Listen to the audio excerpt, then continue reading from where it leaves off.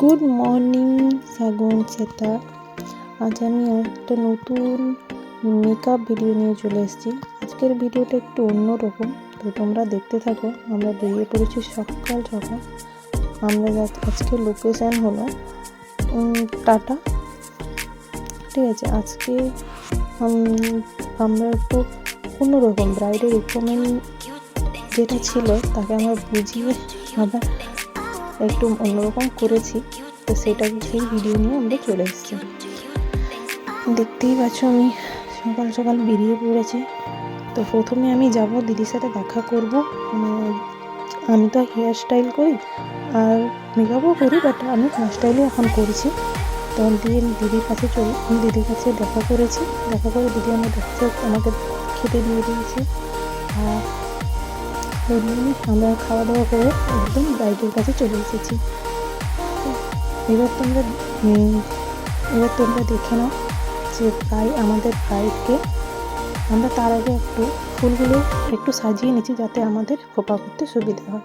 এই হলো আমাদের মিষ্টি ব্রাইড, যিনি চেয়েছিল তার স্কিন টোন অনুযায়ী একটু ফেয়ার চেয়েছিল, ঠিক আছে।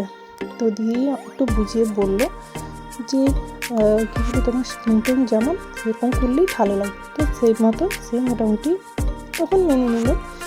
আর ওর হেয়ারটা অনেকটাই কম ছিল, তো ক্রিম্পিং করতে চাইছিল না। তো আমরা বুঝিয়ে বললাম যে তোমার হেয়ারটা অনেকটাই কম, ঠিক আছে, ক্রিম্পিং না করলে আমরা কোনো হেয়ার স্টাইল করতে পারবো না। তো যথারীতি সে একটু মেনে নিয়ে ওটাকে বুঝিয়ে বলতে সে ঠিক মেনে নিল। দিয়ে এই তো দেখতে পাচ্ছি আমাদের মেকআপ কমপ্লিট। হেয়ারটা একটুখানি ফ্লাওয়ার দিয়ে ওর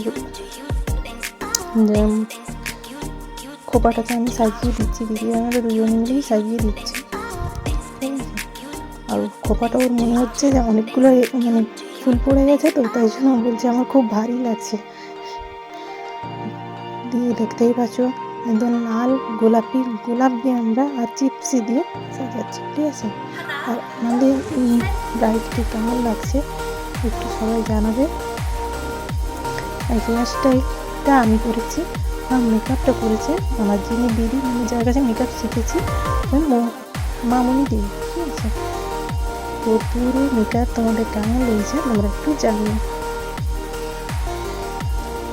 দেখে নাও এই হচ্ছে হেয়ার স্টাইল ফুলে ভর্তি। আর এই হচ্ছে আমরা পুড়িয়ে দিয়েছি, পুরো লেহেঙ্গাটাই আমরা পুড়িয়ে দিয়েছি। এই হচ্ছে তার ফাইনাল লুক। কেমন হয়েছে তোমরা বলো সবাই। মুখে কি আরও ফেয়ার করলে ভালো লাগছে? এরকমই ভালো লাগছে, তাই জন্য আমরা এইভাবেই করে দিয়েছি। ওকে।